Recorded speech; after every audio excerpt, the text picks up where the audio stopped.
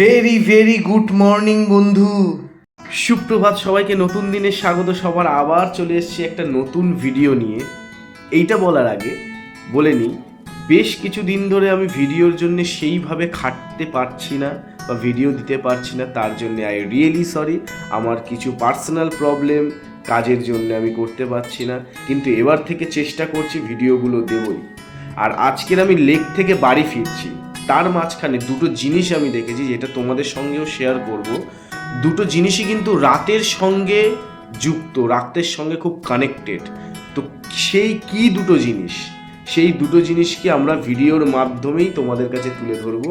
চলো দেখো।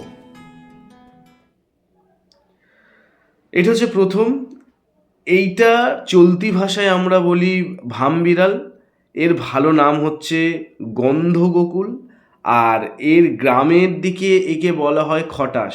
এ হচ্ছে সর্বভোগী প্রাণী, সব খায়, ফল মূল থেকে শুরু করে তোমার মাংস টাংস সবই খায়। হ্যাঁ, পাখি পক্ষর সবই খায়।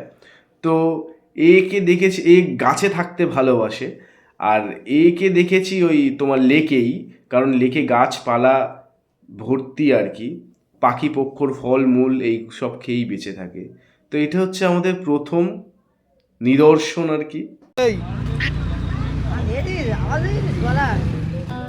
আর সেকেন্ড হচ্ছে এটা, এটা কিন্তু বগ নয়, আমিও প্রথমে ভুল করেছিলাম বগ বলে। এটা তারই জাতের, কিন্তু এও কিন্তু রাতের একটা প্রাণী, ঠিক আছে?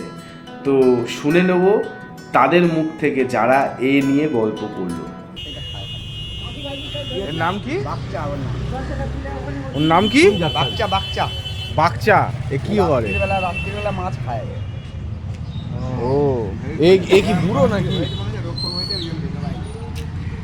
রাত্রিরে চলে যায়, দিনের দেখতে হয় না। না, ওর অবস্থা খারাপ। তো বললো যে এর নাম হচ্ছে বাচ্চা, এ হচ্ছে রাত্রির বেলায় মাছ খায়। তাহলে এইটাও নিশাচর প্রাণী, ওটাও নিশাচর প্রাণী।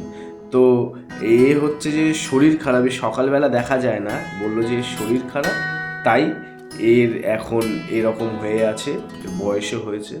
তো দুটোই রাতের প্রাণী দেখালাম, কেমন লাগলো বলো। আর ভালো লাগলে প্লিজ কমেন্ট শেয়ার আর লাইক করে দিও। আর যদি এর মধ্যে দুজনকে চিনে থাকো তো আমাকে একবার কমেন্ট করে দিও। Thank you.